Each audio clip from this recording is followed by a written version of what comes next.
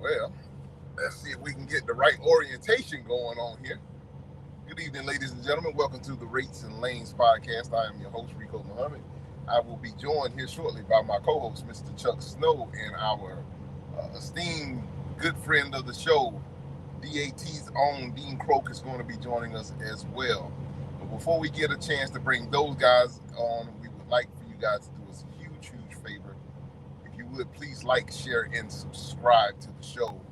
That helps us get into a bigger YouTube algorithm and all that good stuff. Maybe get the show out to a broader audience. So if you guys would do that for us, and if you know anyone that could benefit from this information that we're going to be talking about today, by all means, please share the show with them.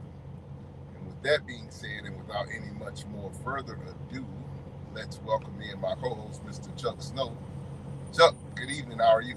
We're doing good. I was in California since Friday, and I was volunteering at a guidance or career counselors conference, the AECL, on behalf of Next Gen Trucking, and brought a lot of information to a lot of people about opportunities in the trucking and logistics sectors for students. And there seemed to be a real good appetite for it. So we've got a lot of young people that are interested in coming into the trucking and logistics sectors in various roles. Good deal. So, ladies and gentlemen, y'all have to forgive me. I might get a little topsy-turvy, but I'll try to get my orientation squared away. He's in a space capsule, everybody.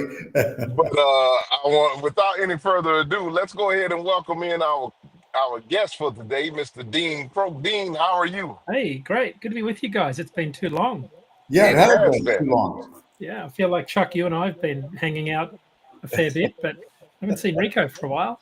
Yeah, it's been a little while. It's been a little while. How have things been with you, Dean? Pretty good. Yeah, enjoying the summer. It's July is always the quiet time on our calendar, like in the freight market, pretty much. Things quieten down. A lot of people go on vacation, so it's, we don't, conference season's over. But I had a crazy first half of the year with trips to India and Australia and all over this country. I'm actually coming up on 2 million air miles with Delta. Wow! Congratulations. Yeah, which is a lot. It's a lot of nights away from home, I can tell you. Yeah.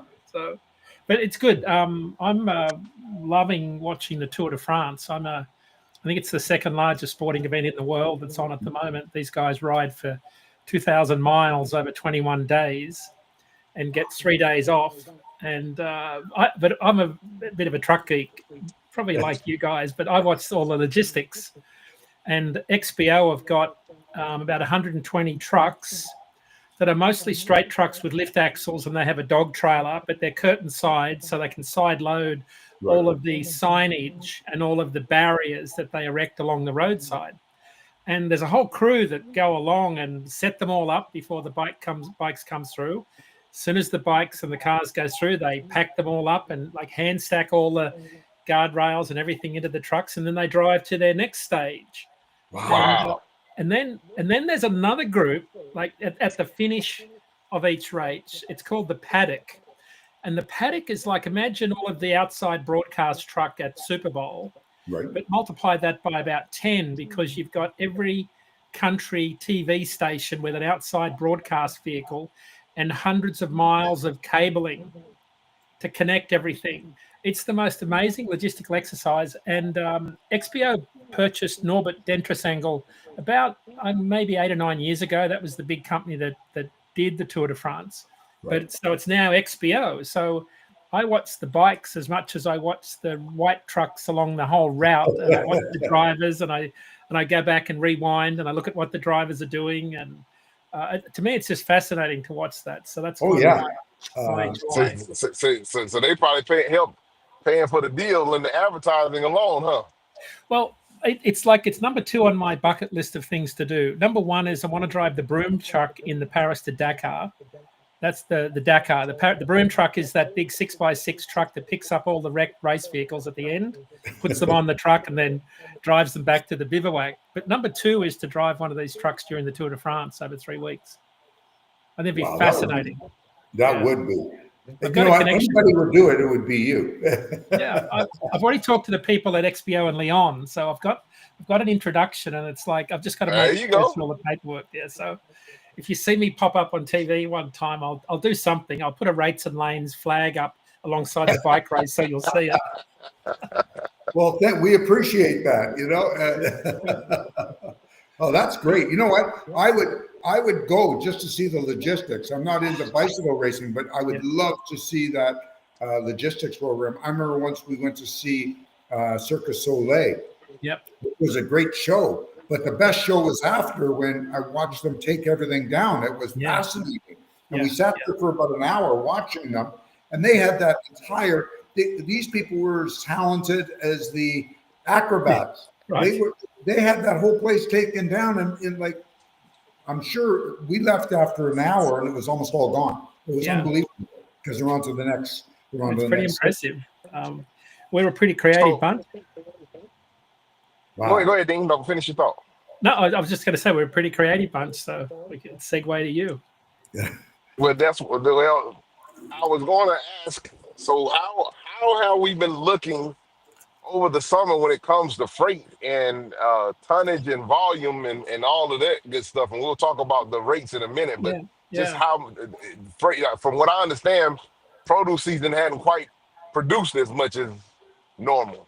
No, it's produce volumes are down, probably down in the order of about 11 to 12% compared to last year. We peaked early. But the biggest story was how much they were down in California. Like, that's probably the biggest story here, because California's, it represents, in a typical year, California produces in June about 25% of our truckloads each week. Right. Most of that comes out of Fresno and Salinas. This year it's down to 19%. So normally it's a quarter.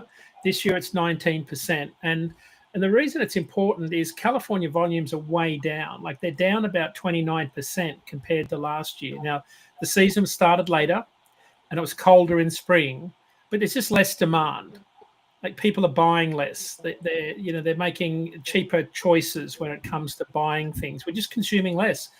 And then on top of that, you've got things like GLP-1s, like the Ozempic effect. Right. It's reducing, there's about 10% of the population's using them, and they reduce on average the consumption per year by anywhere between 500 and 700 pounds of food and bev. Now, when you extrapolate that across the entire market for dry van and reefer, it's about a 2% reduction in truckload volume.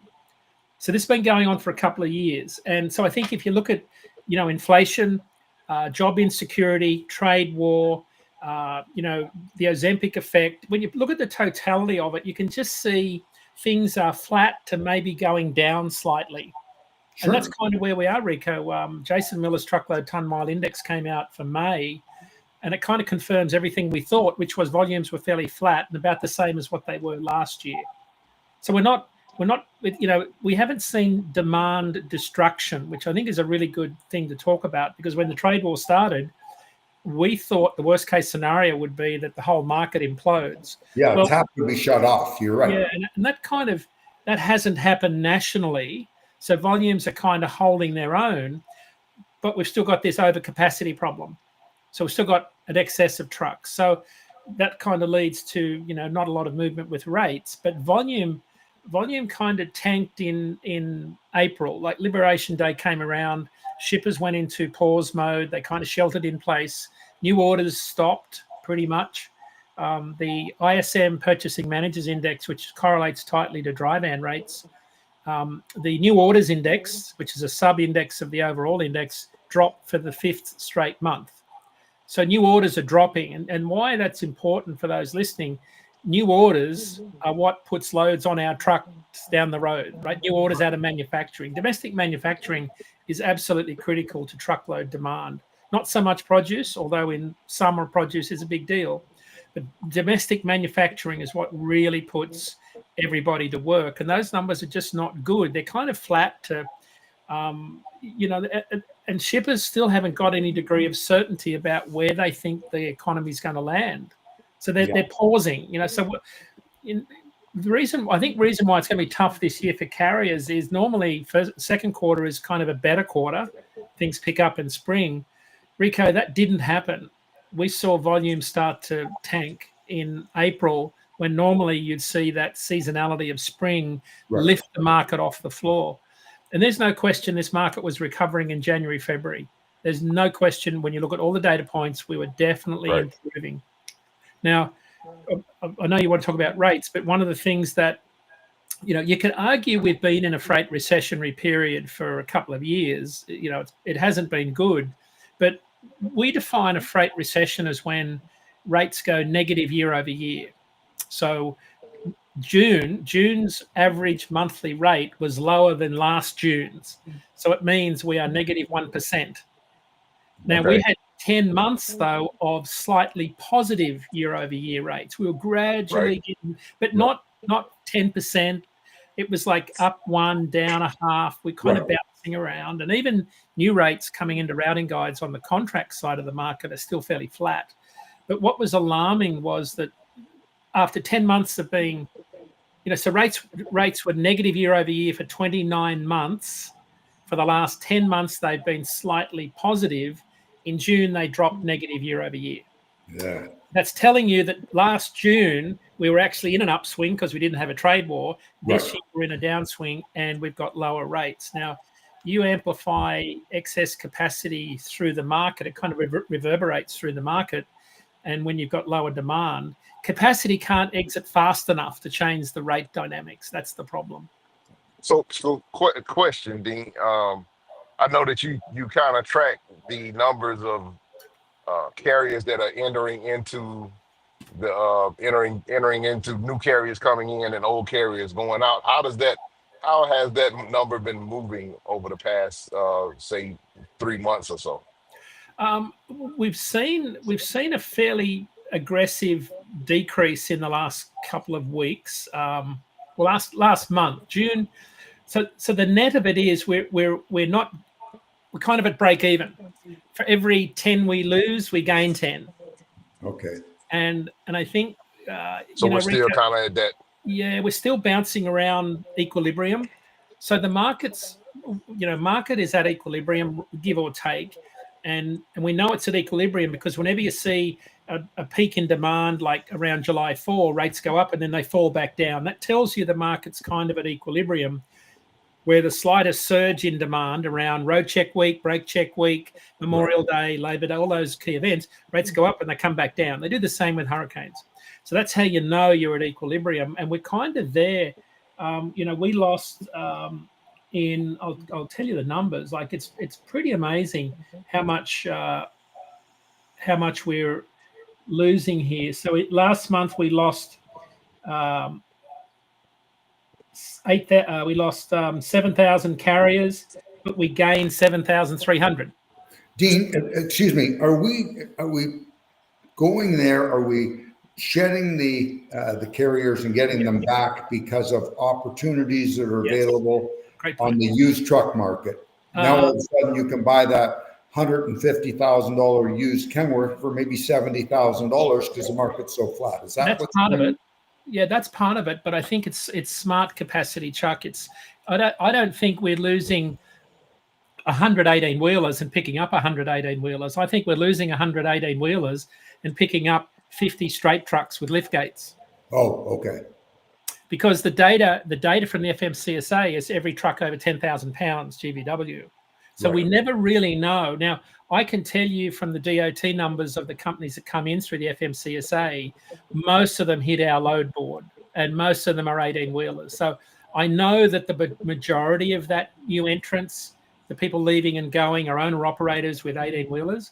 But I think there's a lot more capacity joining because we've just opened up on our load board trailer designations around lift gates, box trucks, straight trucks, cargo vans, sprinter vans, in addition to dry van, reefer, and flatbed, because we've had an incredible demand for partial loads. Right.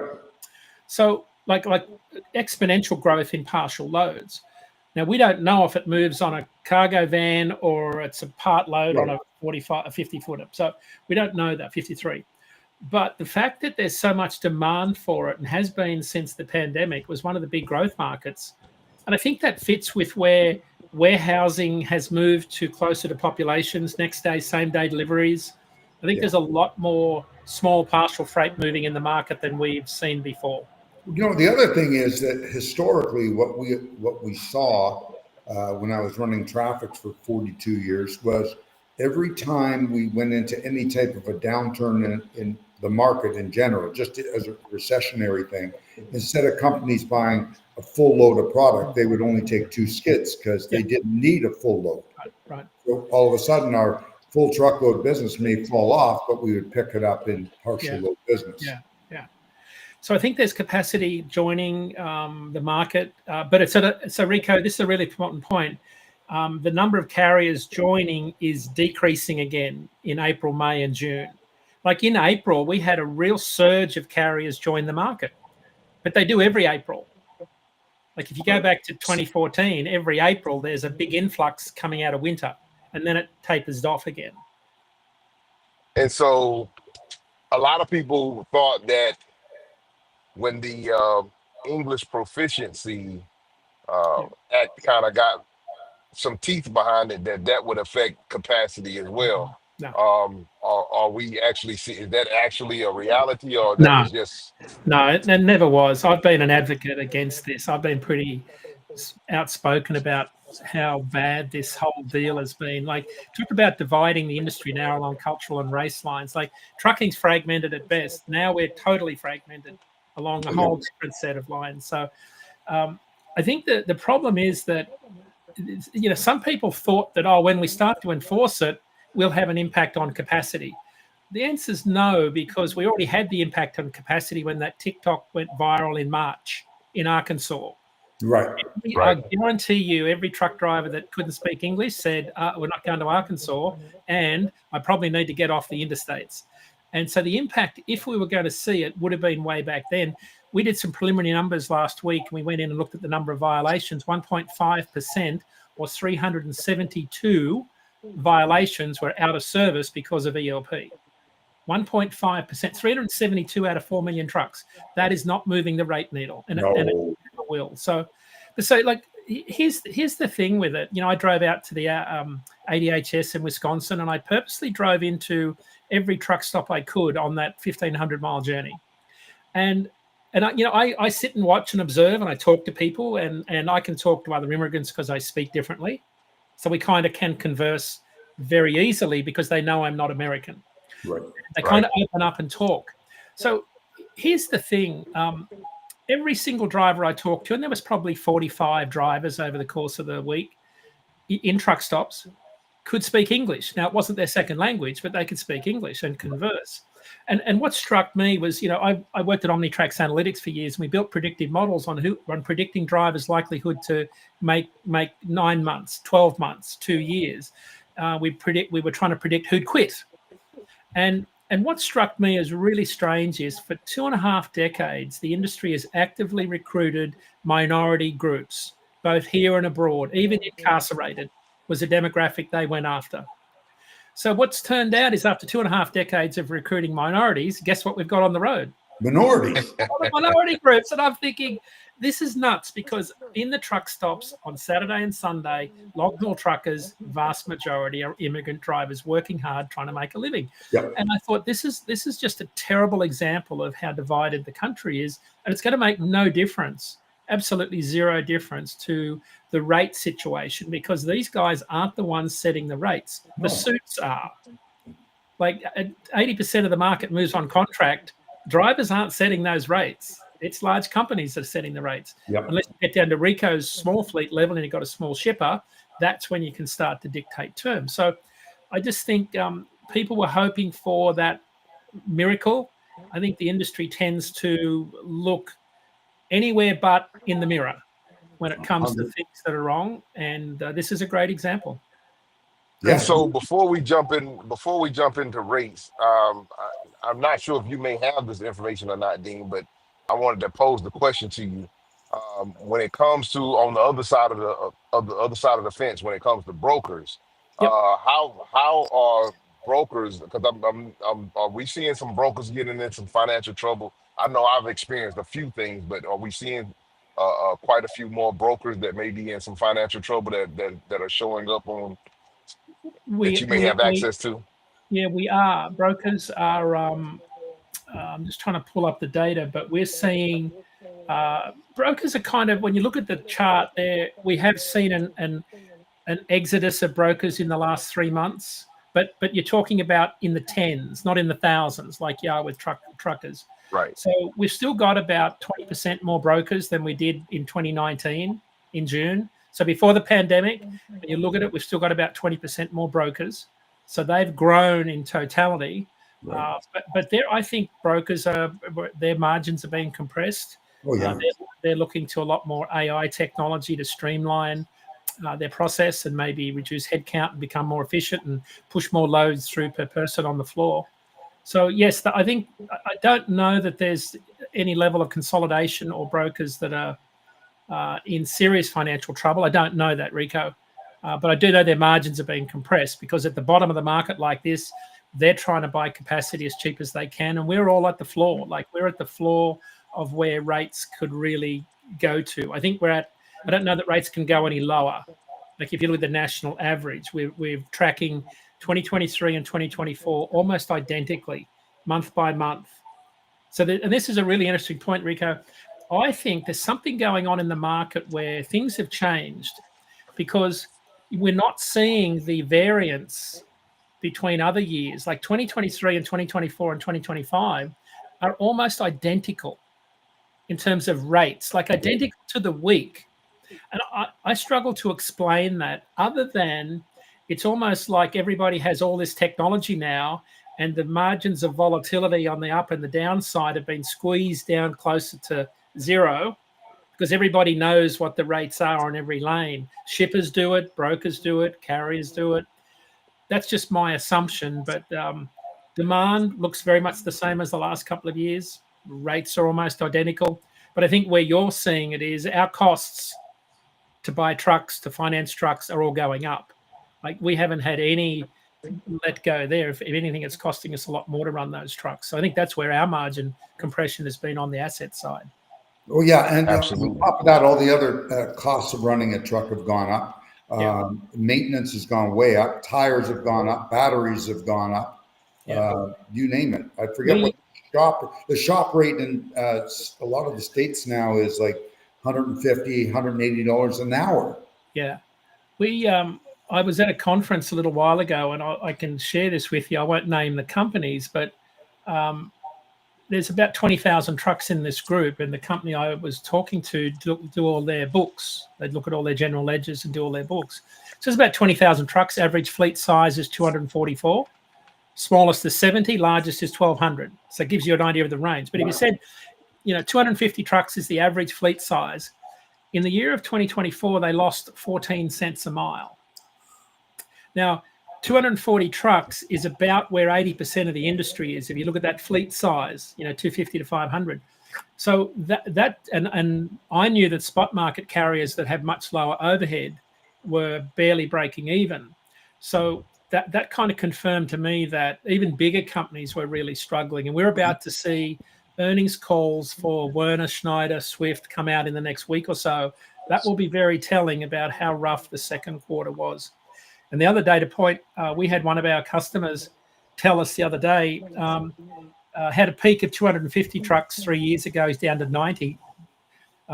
3 years ago, he's paying 100. Oh, say that again. Oh, say 250, that. 250 3 years ago. He scaled down to 90. Rico, I think there's a lot of people have been scaling back their truck fleets. I know large carriers have. But here's the numbers, and this kind of gets to why it's costing us more and our margins are less. 3 years ago, we paid 125 for a truck. It's now 170. 3 years ago, he's paying 28 for a trailer. It's now 43. Interest rates were 4 to 5. They're now 9 to 10. And he said if we were to buy a new truck and finance it for 3 years, we'd still owe 100K at the end of 3 years. So I think that's a decent size carrier. That's a big DAT customer, questioning the whole logic of why am I doing this? Yeah, a lot of them have So figured that out, and they're shutting down, or they're shedding equipment because they don't need that many trucks. The other thing is Kind of that sounds like that your big carriers like your big five or so, Hunt, Swift, Schneider, the rest of them, they've got layers of management that they have to pay for, where your 90 truck operator doesn't have that many layers. It's a family operation. Correct. Rico? But it sounds like when Davis down in Florida was shutting down their operation, it wasn't they were saying that it really was not a situation of they were not financially being able to keep it going. It just wasn't making financial sense anymore to even to run the company. Yeah. Where Chuck and I were in Australia a little while ago, it was February, right, Chuck? February, yeah. And what's happening, Rico, there is exactly the same as the Davis situation, but on a bigger scale. Because carriers, we're seeing a lot of carriers that have been around for 100 years just having an auction and shutting the doors because they can no longer compete with the larger companies that are undercutting rates to maintain volume. So it's a race to the bottom. And again, we've seen the same thing as Drivers Inc. in Canada, Chuck, same thing as what we're seeing here, where carriers are employing immigrant labor, not paying them properly, not training them, not giving them all of the healthcare benefits they should be getting. And I think we've seen the same thing in Australia as you are in Canada, Chuck, where carriers are undercutting rates because they've got a lower cost base because they're not doing the right thing. Yeah, and it doesn't. The only person that wins when you start cutting rates is the customer. Right. You can't. And I've tried it, and I can tell you, many years ago, I tried it. You cannot make up for lack of profitability by increasing volume. It does not work. Right. Well, one thing, just an example. I may have mentioned this before. It was a couple of weeks back. There's a guy, I'm going through the Instagram reels, and there's a guy on there doing some freight content, and he's recording the calls as they're coming in, and he's taking bids on loads, and he's got, so the carriers are bidding for this load, and the way that and he's writing it down on the board, but he's telling them, no, I got a better price than that. On this one, and then the person, without even knowing any idea what the quote unquote lower price was, just automatically started cutting their prices down tremendously. And I'm like, I understand he's doing it for content, but at the same time, who the hell is interested in a race to the bottom? Because at the end of the day, I'm not just offering you my services just for this is not transactional. I'm trying to provide a serious service for you, and if you're just interested in a transactional, then you got to understand that that's not somebody that's not a business you want to probably compete for. Rico, I just have to step in there for a second. I've seen this happen before when I was in the business and I was running some of the trucks. And when you have a load to pick up in, you have a load to pick up in Oklahoma and you have nothing to go to Oklahoma, you're going empty, you start bidding, because I've had to do it, where that $1 a mile, even though you're losing money, that $1 a mile is better than going for nothing. Yeah. And a lot of those consumer markets where you've got more trucks than loads, like you've got, Orlando's a big one for reefers, Rico, in your part of the world. Rates there are exactly half. So if you go Atlanta, Orlando, it's $1,700. Orlando back to Atlanta, it's $805. So I don't even think you can get $1,700 to go to Orlando out of Atlanta right now. And I'm being deadly serious. I think probably the best rate that you can get out of Atlanta right now, realistically, if you were to get on the load board right now to go spot market from Atlanta to Orlando, I think you'd be pulling teeth to get $1,500 to maybe $1,300 to get that land. It's interesting so those numbers are at the lower end of the range today, the last 7 days. They have been coming up a little bit this week. There's something going on, Rico. But you're right. If I look at the long-term average, Rico, is exactly that, $1,355. Now, and I didn't even look it up. I'm just saying. So it's interesting. I think there's some people out there that, and Chuck, you and I picked up on this, that I went and watched that guy's page, and some of the numbers, like, I think the last person you want to ask how much they're earning would be a truck driver. I'm not telling you how much I'm getting per mile.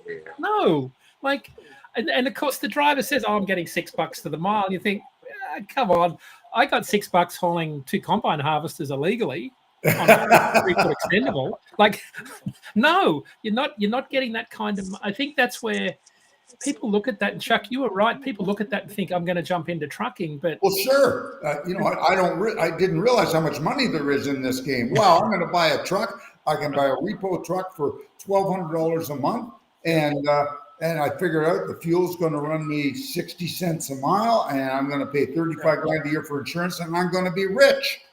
Yeah. I mean, you're getting those numbers out of context. You're getting, a lot of it is completely out of context. He may be making $6 a mile, but he didn't tell you it's only a 200-mile run, and he had to hold it for 2 or 3 days or something. Exactly.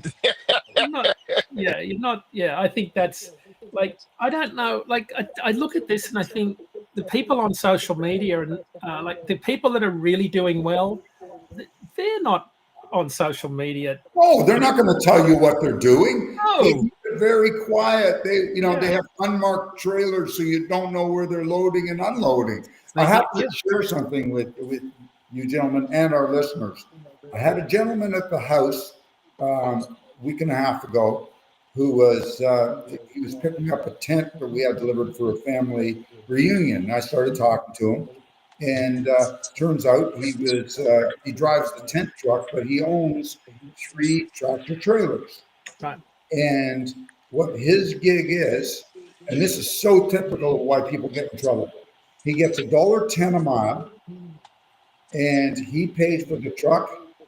He doesn't pay for the trailer. He pulls somebody else's trailer. He pays for the tractor. He pays for the insurance. And he pays for the driver and the maintenance on the truck. He doesn't pay for fuel.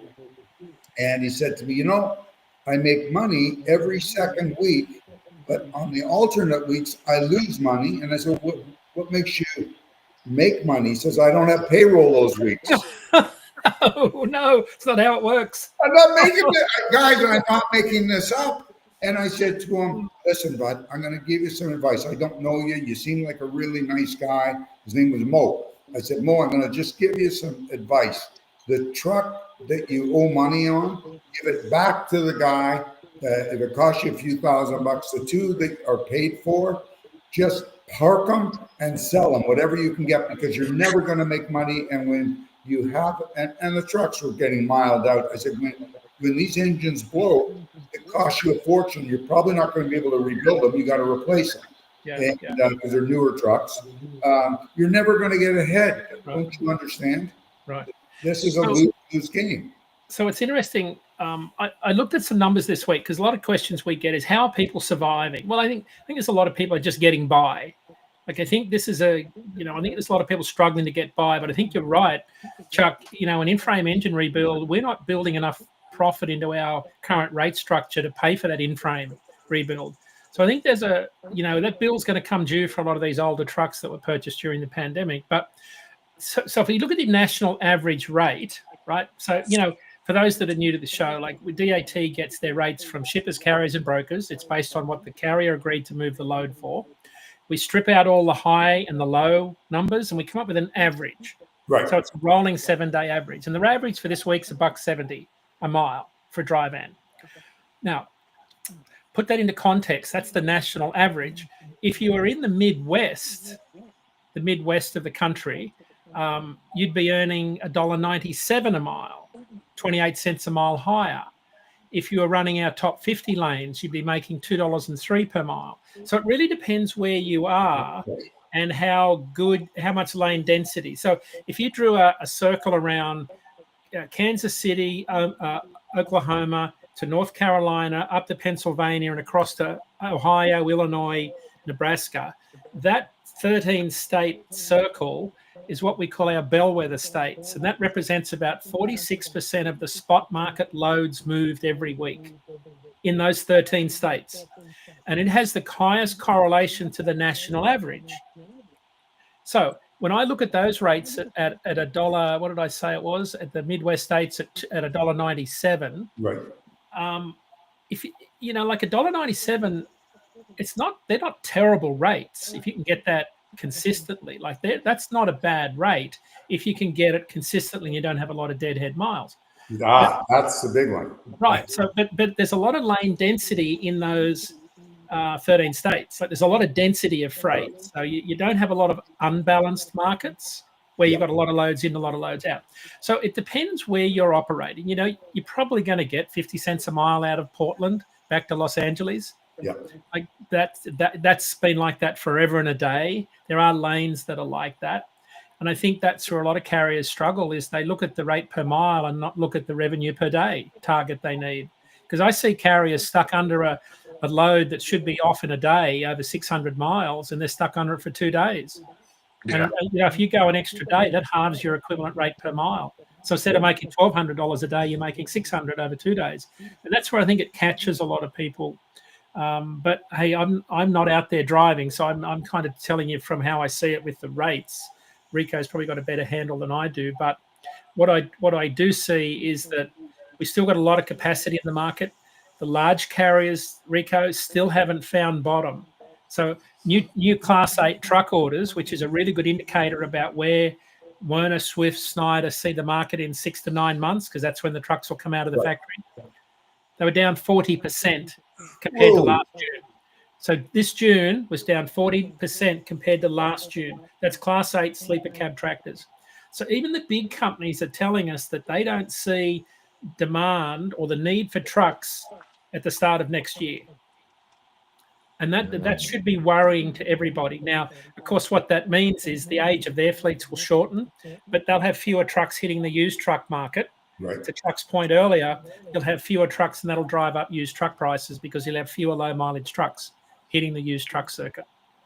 So, but that's an important tell because large fleets are still trying to get rid of their fleets and park trucks and not hire too many drivers because their number of trucks still doesn't meet the number of loads. Like they've still got a few too many trucks compared to loads. We know that because across the board, they're keeping rates about the same as where they were last year. Some lanes are up, some are down, but the average is new rates coming into routing guides are roughly the same as last year. That's dry van. Reefer and flatbed, they're coming in consistently 4 to 5% below last year. There's a lot now, Rico's. I hope you're not driving because you're a refrigerated trailer. Your refrigerated contract market, like the contract refrigerated market, is still oversupplied. Yeah. And flatbed is way oversupplied. But the spot market is very different. So a lot of produce moves on spot because it's live load, unload, and it's time sensitive, et cetera, et cetera. So even though I said there's a lot of excess capacity in refrigerated and flatbed in the large fleet size, in the spot market, it's the opposite.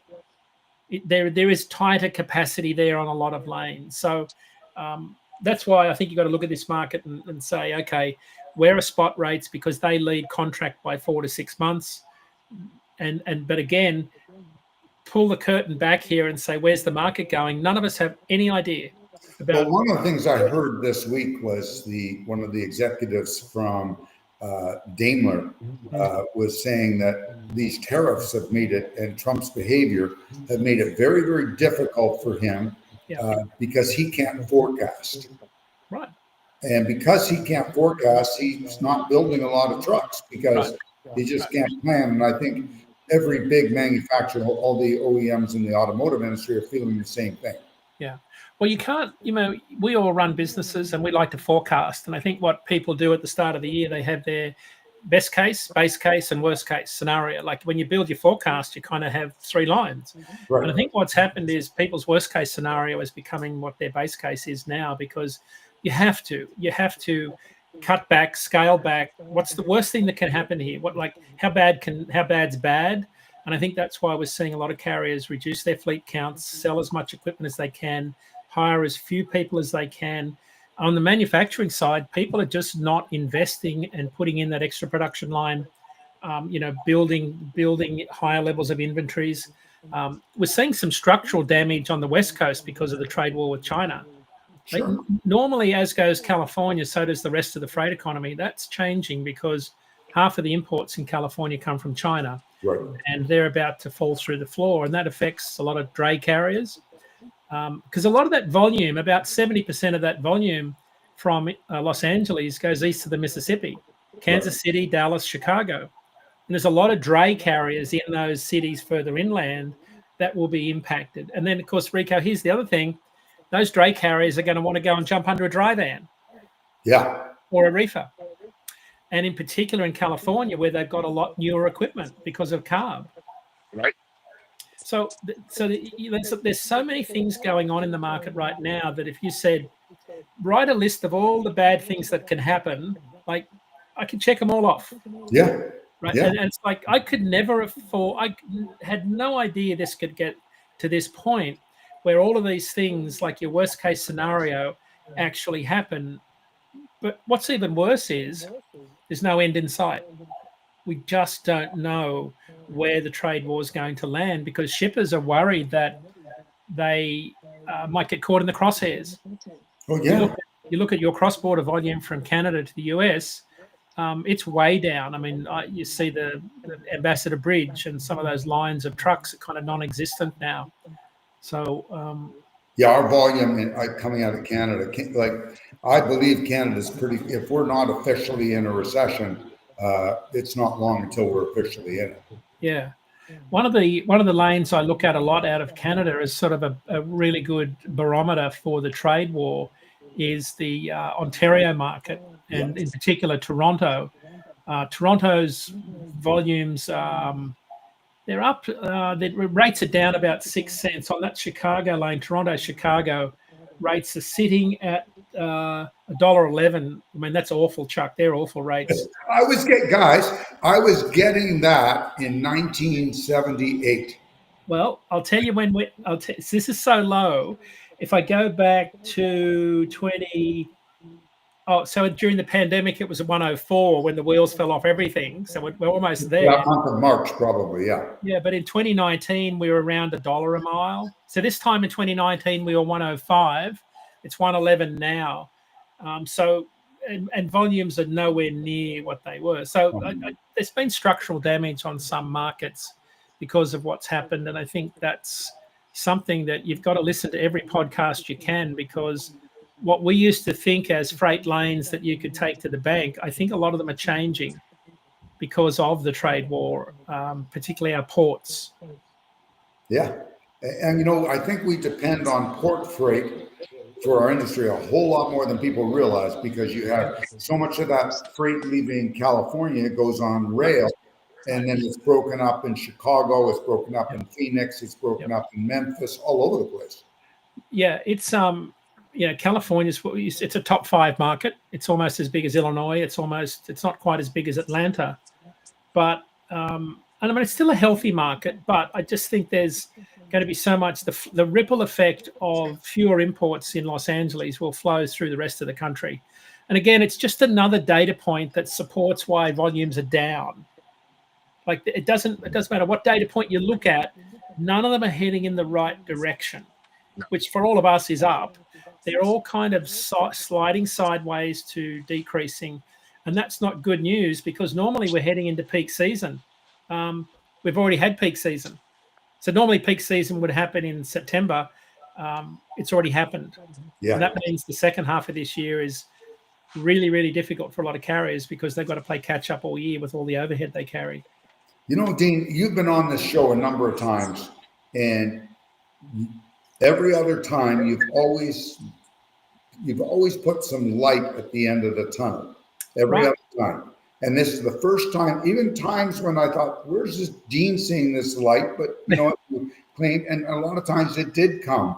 As small as it was, it was just, but it was a little bit of an uptick. Yep. This is the first time ever in the probably 4 years or 3 years you've been coming on this show that the only light you're seeing at the end of the tunnel, so you say, is a train. It is, because I said the same on Sirius XM on the Road Gang Radio last week, and at a couple of conferences. I said, this is really unprecedented. I've never been speaking at an industry event where I haven't been able to tell some good news.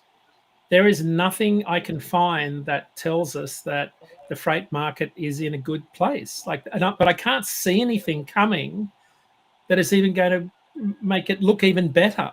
There's just nothing as we sit here in the dog days of summer in the middle of July. There's nothing on the horizon that says that people are going to buy more stuff and build more things that are going to put more loads on our trucks. I totally agree. The only thing that will happen, and we all, I've said it before, there's money and misery, and we all know that hurricane season is coming, and there will be a demand mostly for flatbed to replace some of the infrastructure damage and things like that happens every year with hurricanes. Yeah. Well, I think there'll always be opportunity on small regional lanes, right place at the right time. There'll absolutely be opportunities for carriers.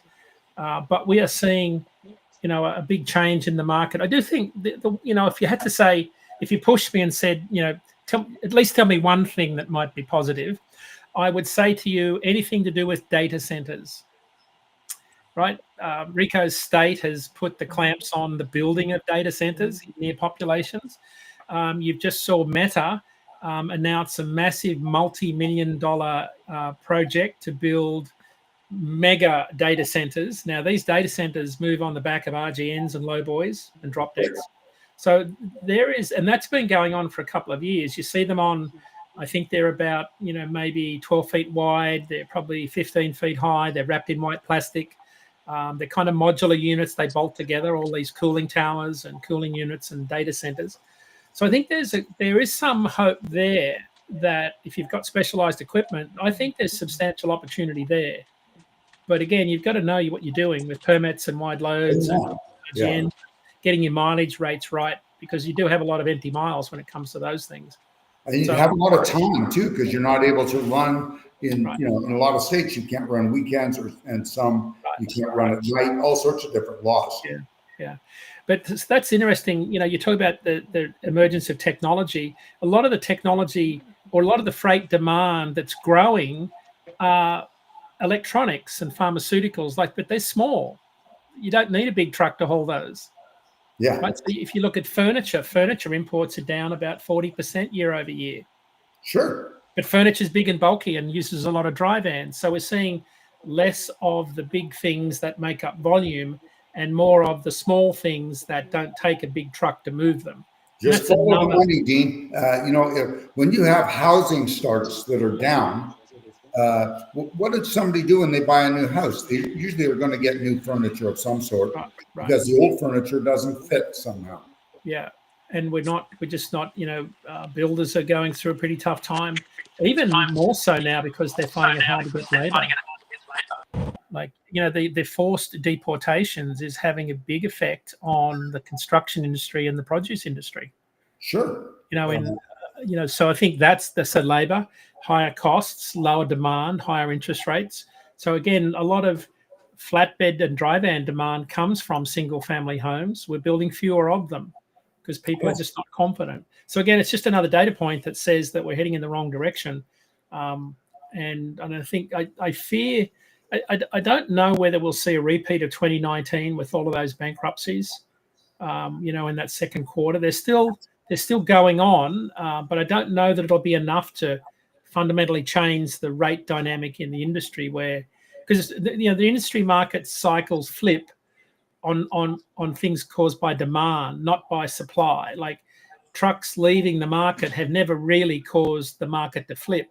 It's always been a catalyst on the demand side, right? And that's why we look at it and say, well, what's the catalyst this time around? Well, we don't have ELDs and we don't have pandemic. But it might, we live in interesting times.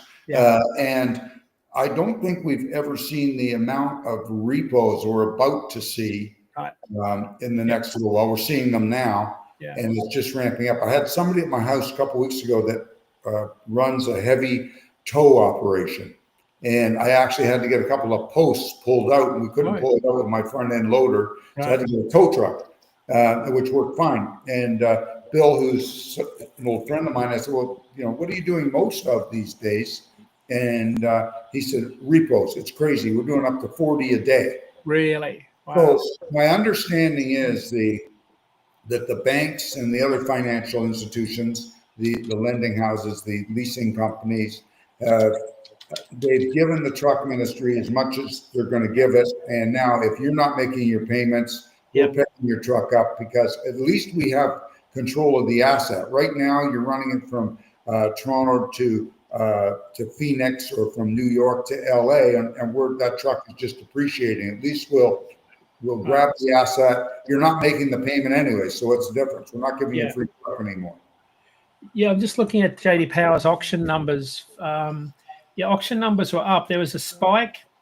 It's interesting, Chuck. There was a spike in April in Class 8 auctions here. Right. But it dropped back down in May. It's up again here in June. Truck prices have sort of down a little bit, but it said that volumes increased moderately in line with expectations. Yeah, so that's interesting.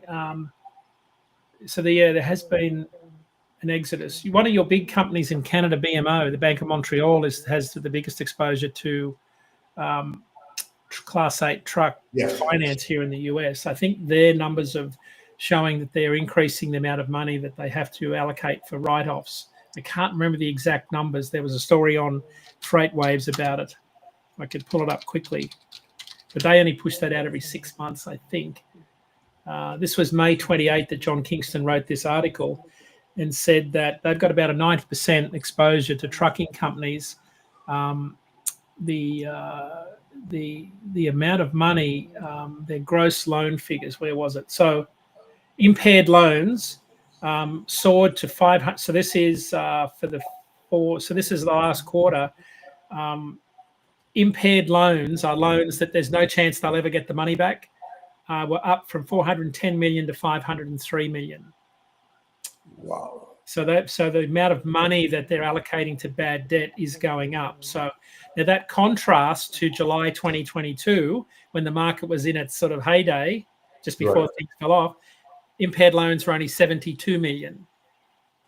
Yeah. Right? So 503 divided 72, they're 7 times higher now.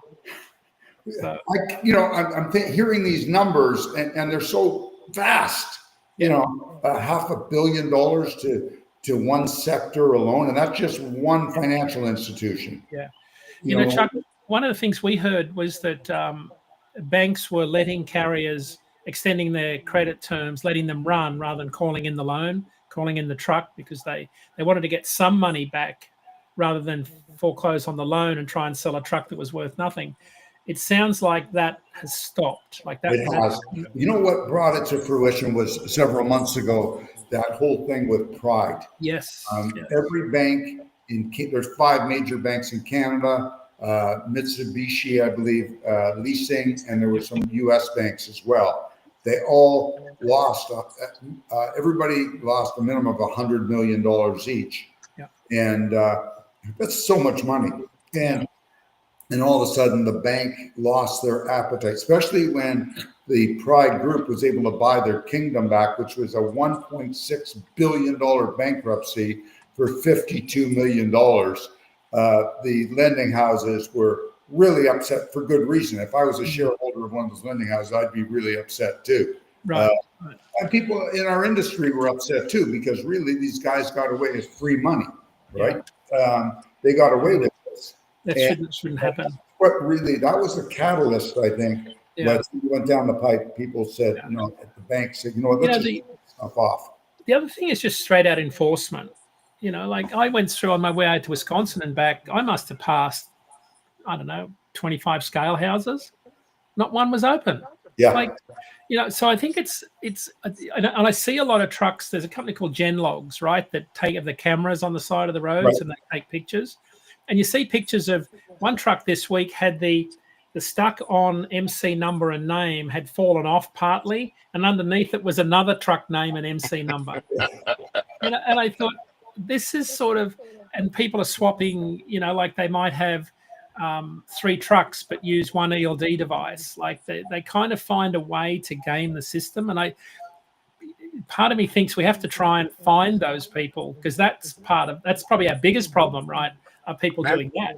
They can't be running too much down here in the South, because I'll tell you one thing, especially in the state of South Carolina, North Carolina, and Alabama. Yeah. when you talk about enforcement, I call that the gauntlet. Because Oh, really? if you make it through that state without getting pulled over, I mean, I literally have passed through South Carolina and seen 12 trucks in one direction being pulled over within a 20-mile Wow. stretch. Wow. I So mean, it's different in each state and region. they don't take no days off in South Carolina, Jack. So, Rico, tell me something, do you find the roads safer there to drive on as compared to other jurisdictions? Not necessarily. Okay. Not necessarily. I just found it just seemed that for South Carolina to be, and that's my home state, for it to be such a small state, their enforcement. I mean, those guys, they're not taking any days off, and they look like they want as much overtime as they can get. So, yeah, I guess the bad guys have found a way to operate in states where there's not a lot of enforcement. You know, the bad guys can operate, but they can only operate so long because they always get caught in the end. So I know we're running up on time here, but Yeah, Chuck, we're looking at it. you and I were in Australia. Remember the overhead cameras? So the easy way to fix this is, not the FMCSA, but in Australia we have the point-to-point cameras that are thermal digital imagery, and they take a picture of your truck and it's in a database, and they check your license and your permit and your hours of service and your weight every time you pass under these cameras, which are 3 or 4 hours apart across the entire country. So there's no way you can get away with the sort of stuff that goes on here. Now, would you ever see in 48 states overhead gantries on every interstate? Probably not, but there is a solution. Technology could do it. You know what? That's the thing. That I think we had this conversation before with man. I forgot the gentleman that we had on the freight specialist that passed. Oh man, I can't think of his name now, Chuck. But we used to have him on. He was the freight. He investigated freight theft. Oh, right, Rick. Yeah, he's passed, man. He passed on. Yeah, Rick. He was a private investigator. But one of the biggest things that's out there when you talk about cameras is these flock cameras. Yeah. These flock cameras, they're everywhere. You don't see them so much as on the interstates, but once you get into cities, I mean, those flock cameras are everywhere, and they can pretty much plot you. Matter of fact, that's how they solve most of the crimes now, is by matching up flock cameras and things of that nature. Well, that's what Genlogs are doing. They're finding stolen trailers, stolen trucks. They're being able to verify that a carrier is who they say they are. So, yeah, I think the technology's out there. We're probably a couple of years away from seeing widespread adoption where you can actually say it's making a difference on finding these unscrupulous operators. Well, like you said, Dean, we're getting close to the time, and we want to respect your time because we know it's a big day for you up your way. So, with that being said, how can folks, any closing remarks and how can folks find you and find your work and things of that nature? Yeah, on all the social media platforms at the Grumpy Pete. Dean Croke, I'm on LinkedIn. You can hit me up there. I'm on LinkedIn a lot, so you can message me there. If you got any questions, you want any data, write to askiq@dat.com. And I can put you on our weekly mailing list and send you a copy of my weekly report. We've got a show on every Tuesday, 10 a.m. on YouTube. We do a podcast. I do a freight market update every Tuesday morning at 10 a.m. Eastern. That's a great way to get a copy of all the latest information on where the market's headed, or certainly where we think the market's headed. All right. Well, Dean, we definitely appreciate you for taking the time out, especially on a day like today, to come on and join us and help us out, kind of make sense of it all. It may not be the news that we wanted to hear, but it's definitely the news that we needed to hear. Right. Yeah, 100%. Appreciate the opportunity. Love you guys. No, thank you so much for joining us, Dean. Really appreciate it. And with that being said, Chuck, let the folks know how they can get a hold of you. Yes, if anyone needs me, just send me an email, chucksnow280@outlook.com. Put your phone number on there, and I will get back to you with some answers. And with that, Rico, I'll let you back her in a hole for another week. Yes, sir. Well, ladies and gentlemen, we want to thank you guys for taking the time out to join us. Could have been anywhere else in the world, but you took some time to hang out here with us, and we are always grateful for you doing so. So for my co-host, Mr. Chuck Snow, and our guest, Dean Croke, this has been the Rates and Lanes podcast. God bless you, everybody. Stay safe out there. Keep it in between the mustard and the mayonnaise, and we'll talk at your same time, same place next week. Catch you on the flip-flop. Okay. Good night. God bless. See you guys. Thank Good you. night, Dean. Good night. Thanks, Rico.